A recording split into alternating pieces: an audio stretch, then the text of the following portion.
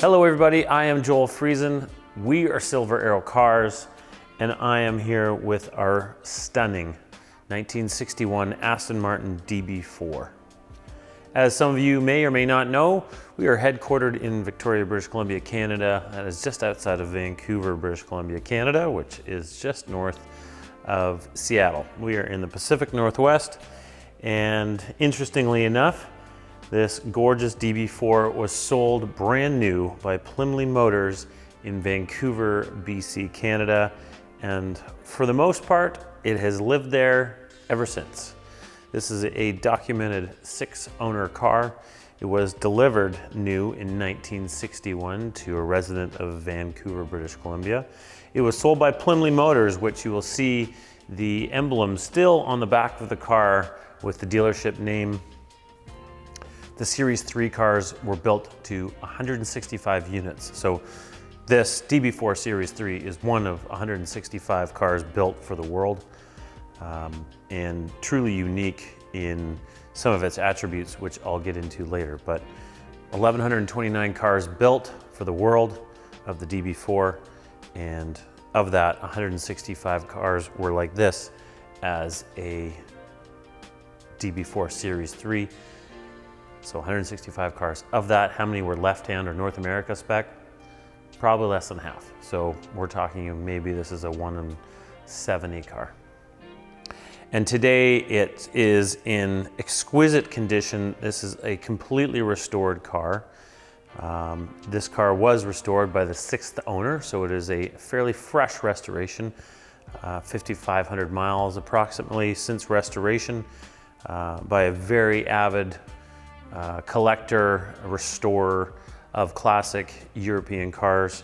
This is a numbers matching car, so it retains its factory engine, it retains its factory transmission, it retains its factory rear end. And for a lot of reasons, the DB4 is my favorite DB. I think a lot of you are probably familiar with the DB5. The DB5 ran from 1962 and is commonly known as the James Bond Aston. However, there are some differences that I'm going to show you in the DB4 versus the DB5. This car, as I said, retaining its factory engine and numbers matching engine, transmission, and rear end. The car, when it was restored between 2008 and 2011 by Aroud Company, which is also based up here in the Pacific Northwest, just down the road from us. His crew still continues to this day performing restorations on European cars. We use them to do a lot of our 300 SL restorations. But the car, when it was restored by Aroud Company and between 2008 and 2011, the last owner of the car, when he commissioned that, he decided while they were going through the car and had already started on rebuilding the engine, doing the machine work and such, they decided they wanted to upgrade the engine, and they wanted to upgrade it to a higher performance version of the engine these cars came with. As I said, it still does retain that factory engine and the numbers matching engine and block. However, they decided they wanted to upgrade it in power, and what they decided on was a combination between a Special Series engine and then a Vantage spec. And that's a longer conversation as to when did the Vantage come into existence and the GT. There's a couple years in between, or about a year and a bit in between. But essentially, what they ended up with is going to upgrading the carburetor and intake system, so the factory engine, and it still retains its original carburetors, SU carbs. They would have had a side draft dual carb setup with the original 3.7 liter displacement engine. During restoration, it was upgraded to 4 liter displacement. That is the Vantage spec engine. So 4 liters of displacement from that original head and original block. Higher compression, so compression was raised to 9.5 to 1. Cams were upgraded, valves were upgraded, and then that important intake system was upgraded to triple Weber carburetors. So now with that GT spec set up for the intake system, we have triple Weber carburetors. And then when that was fitted, they also port matched the intake to the head and valves and fully flow tested the engine at that point. So power-wise, we're now in the 300 horsepower ballpark as opposed to 240, what the original engine would have been, which is a massive upgrade and is extremely apparent on the road and a lot of fun to get behind the wheel. Transmission retains that original transmission. It is a DB or a David Brown transmission that is a 4-speed with electronic overdrive on the dash. So 5 gears, but 4 with overdrive. And then it's, I believe, a 4.09 to 1 ratio rear end, as documented and explained to us here in the British Motor Industry Heritage Trust certificate. This comes with the car as well as an older version, similar version from Aston Martin, documenting the original dispatch, build, VIN, chassis, transmission, color, and where it was dispatched to, which was Plymley Motors.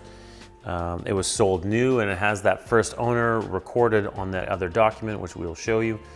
The original owner in Vancouver, British Columbia. And in fact, there is 6 records of first services recorded in 1961 when the car was delivered new. The car was delivered new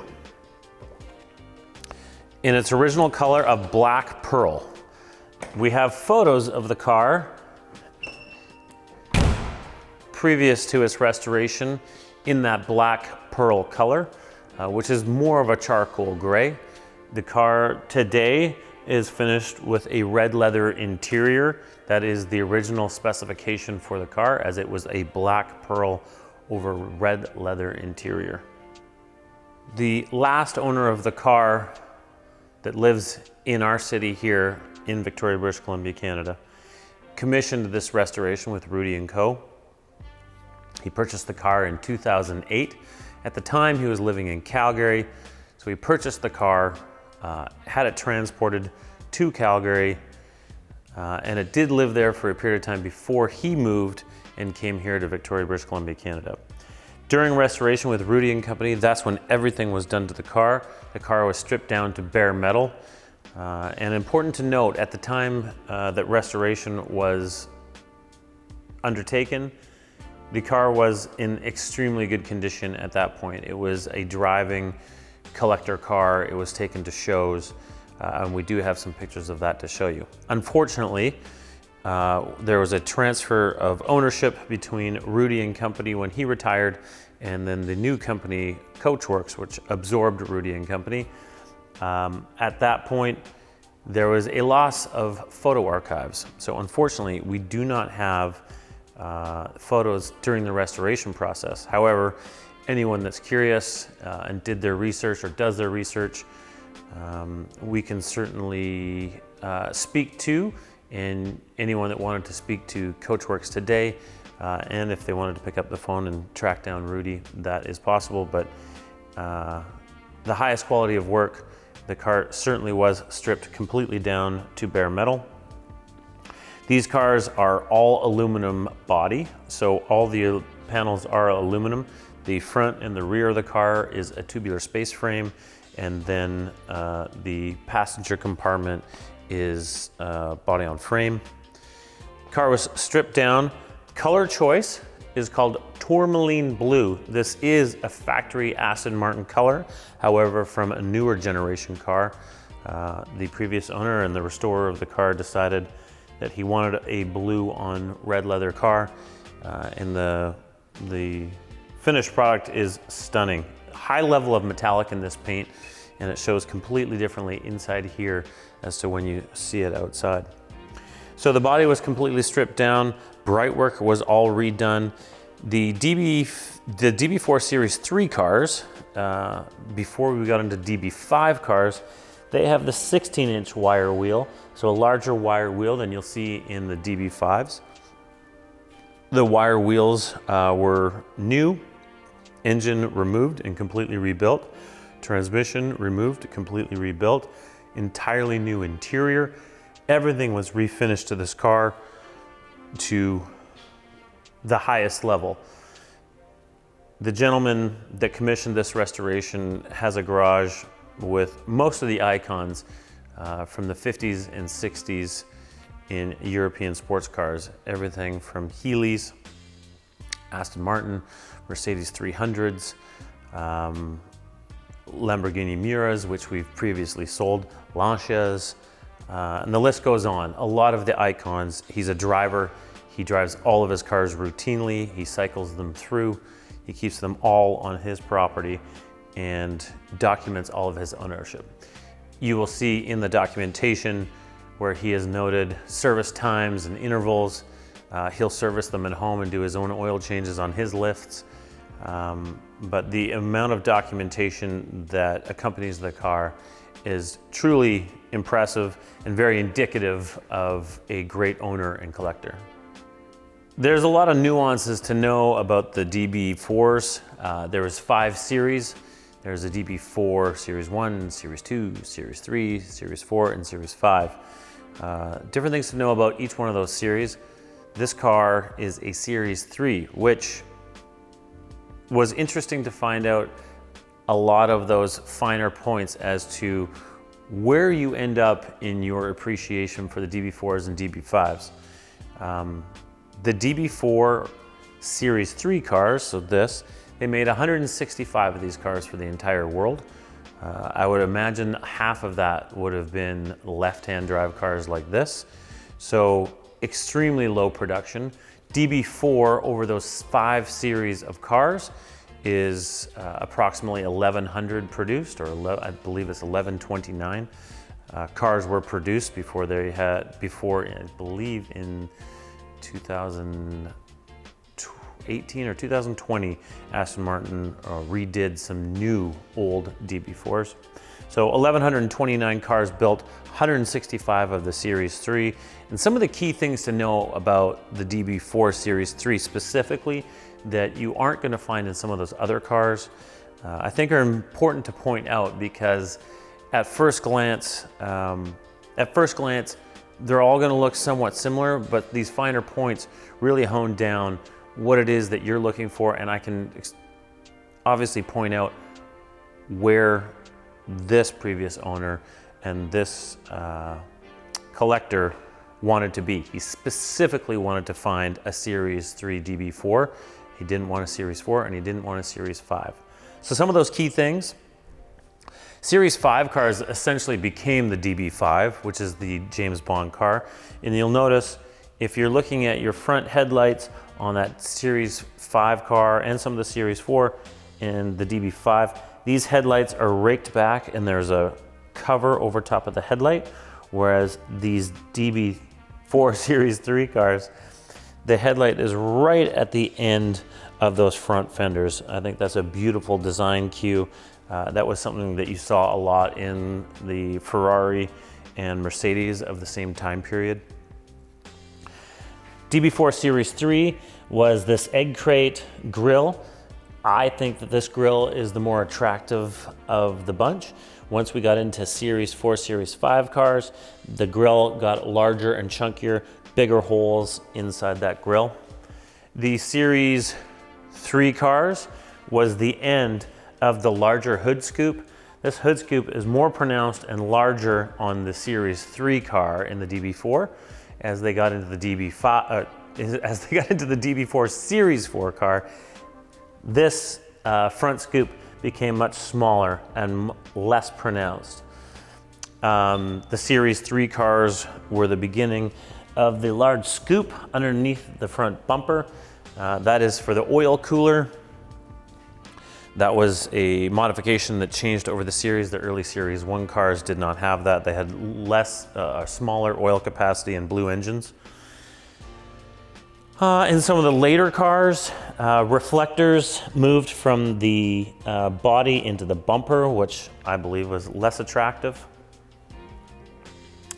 The later cars, the DB4, the Series 5 cars, They became lengthened, so they were 9 centimeters longer. So this would be a shorter car. The rear tail lights. These rear tail lights in the Series 2 cars were a one piece, whereas this is now a three round design, both indicator at the top, brake at the bottom, running at the bottom, and reflector in the middle, but mounted to a plate and then displayed on the rear of the car. Again, I think that's a beautiful, beautiful touch. The Series 3 cars, they received the 16-inch larger wire wheels with the center knockoffs, as opposed to the later cars that got 15-inch wire wheels, and that is something that you'll see through photos of the two cars and some of the differences. Big bonus that this car has had that engine upgrade and has been converted to GT or Vantage spec. It is undeniable on the road the amount of power, acceleration, and cruisability when you're up in fourth gear with overdrive. It is extremely comfy and just very, very impressive. Both myself and Tim, when we got in the car and took it for its first drive, we were extremely impressed, and it has to be one of the best driving classic cars from this era that we've ever been behind the wheel of. This DB4 comes complete with tool roll, correct tool roll, factory jack, full-size spare, all the documentation and receipts through restoration, through ownership changes, and receipts going all the way back to the 70s. It also comes with its heritage certificate. It also comes with some heritage communication and records from some of those early services from Aston Martin as well. Keys, and it does come with its original fog lamps that were fitted to the car. This is the original bumper, however, it's been turned upside down. So the factory holes still exist underneath if you wanted to fit those original fog lights onto the bumper. They're a rectangular fog light, so they're not extremely complementary to the front end aesthetics of the car. It does come with its original parts from when they upgraded the engine to triple Webers. So it comes with the intakes and I believe the carburetors, those double SUs that the car would have originally had, and some various other parts. So an extremely original car, coming with a lot of its original parts from the pieces that were upgraded. So let's talk a little bit about the interior now on the car. As I spoke about at the beginning of the video, the car is finished in red leather interior. It's got a black dash cap and black top of door panels. This is its original specification of a red leather interior.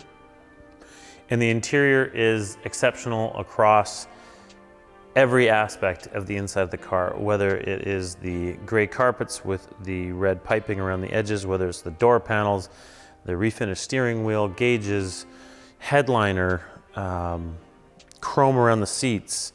Everything is exceptional inside the car. It's fitted with its factory Motorola radio, which you will see on the heritage certificate as one of the specifications that it came with new.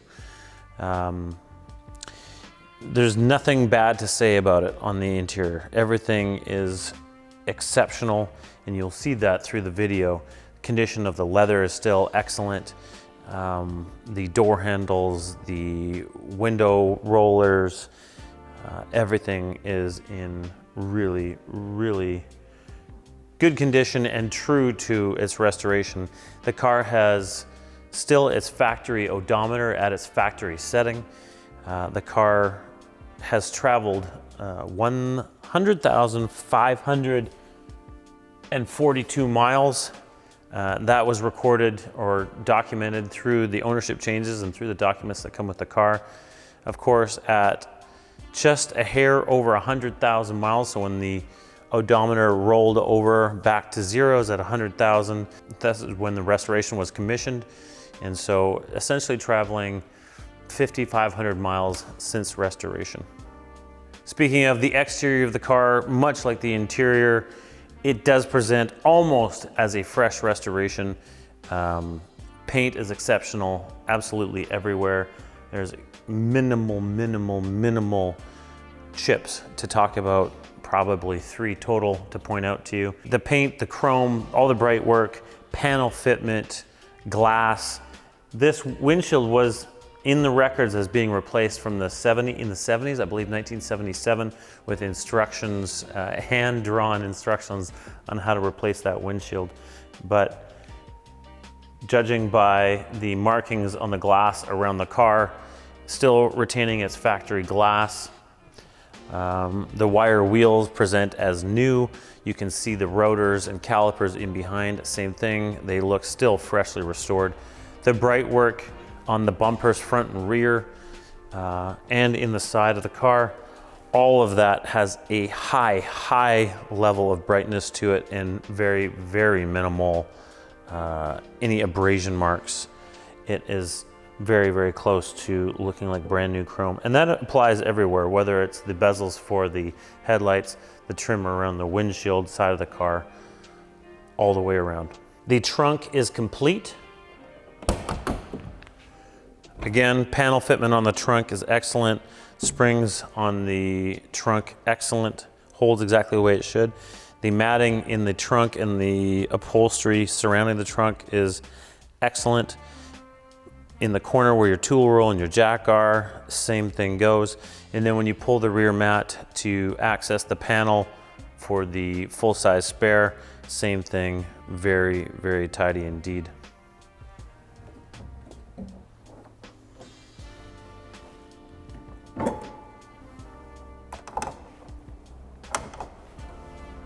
Raising the hood and looking into the engine compartment, it is very much the same as what you're seeing in the rest of the car. High level of restoration.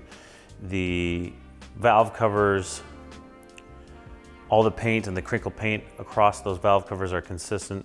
Plug wires, all the CAD plating, all the venting, the electrical, the shroud around the cooling fan, everything is extremely tidy and very correct looking. We'll show you a bunch of shots now inside the engine compartment.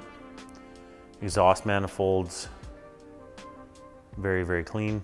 The intake plenums, the CAD plating on all of the carburetors, the velocity stacks, the screens at the top of the velocity stacks, the wiring on the firewall, all of it is extremely tidy and still shows as very close to freshly restored.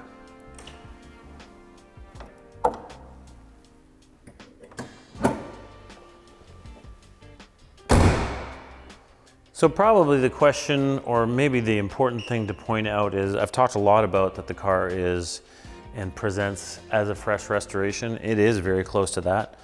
As I've said, the paint and the interior and everything is exceptional. It's certainly a positive that it said 5,000 or 5,500 miles since restoration to work out any bugs and kinks. That is very typical. So I think I really want to just point out any of the, if there is blemishes. They're very hard to find, and you can certainly count them on one hand, or I can. So let's just point those out now. So there's one small chip that is not touched up right here in the front fender or on the hood. You will see in all of our photos, being that I believe this is the original emblem on the front, it does have a little blemish right in the center of it. Astonishingly, on the front and grille surround, there's really hardly anything. A minuscule one here underneath the grille. There's one that's hard to find that's underneath the headlight almost here. One small one that's been touched up over around this headlight. The chrome, as I've said, is exceptional. And then a couple very small ones just on the leading edge of the oil cooler intake underneath the car. As far as the rest of the car, there's one small one here And again, we do have touch-up paint to touch this up, but I'm still pointing it out. And then, as I said, this windshield is a correct windshield. It's not the original factory, it was replaced. I believe it was 1977. You'll see that in the documents. It is in very, very good condition. And so if I'm gonna nitpick, small blemish here, these are things you don't notice when driving the car. All the glass and the lamination is very clear throughout the entire car. I've got nothing I need to point out as far as the bright work in chrome. As we've talked about, that has been restored and was restored. These are just some very small things that I feel as though the car is at such a high level that these are the small things that I'd like to point out just so we're clear. So to wrap things up, let's go back over some of the key things to know about our car. This is a 1961 Aston Martin DB4. Aston Martin produced the DB4 from 1958 to 1963. They produced 1,129 of the DB4. This is one of 165 DB4 Series 3 cars. The DB4 Series 3 car was prior to the change of the headlights, the lengthening of the body, the shrinking of the hood scoop, and some changing of the rear end. This car was sold brand new in our neck of the woods. This car was sold brand new in Vancouver, British Columbia, Canada, by Plymley Motors. The car essentially has stayed in the West and in the Vancouver area within, give or take, 100 kilometers or 60 miles of the Vancouver area, the majority of its life. Upon completion of its restoration here in our town by Rudy and Company between 2008 and 2011, it briefly moved to its owner and last owner, sixth owner, to Calgary before he moved then here to Victoria. So essentially the car has spent 99% of its life in its original delivery area. The car was a true survivor, finished originally in black pearl, which is a dark gray paint, over red leather interior as it is shown today. This is tourmaline blue. This is an Aston Martin color. It's a heavy metallic blue. The car, after completion of restoration, has enjoyed 5,500 miles and still today presents in very close to that fresh restoration condition. The car drives astonishingly great. It comes from an extremely smart and collector of great taste. The collector and the collection that it comes from is a family of cars from 300 SLs to Dinos to Muras to Lancias, and the list goes on. Austin Healey's, Bristol's.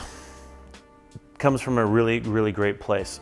The car comes very complete with documentation going back to its original delivery and some of its original services right up until today. Lots of history and change of ownership, the restoration, receipts from the 70s for servicing and work done to the car. It is a true gem of a car and with exceptional history, and incredible that it has stayed and changed hands from collector to collector in its original delivery area of Vancouver, BC since it was sold new. We are selling this car, no reserve. The top bidder will buy this car. This is certainly one we are extremely proud to represent, extremely proud to work with the collector and owner that has decided to let the car move on and find its new home.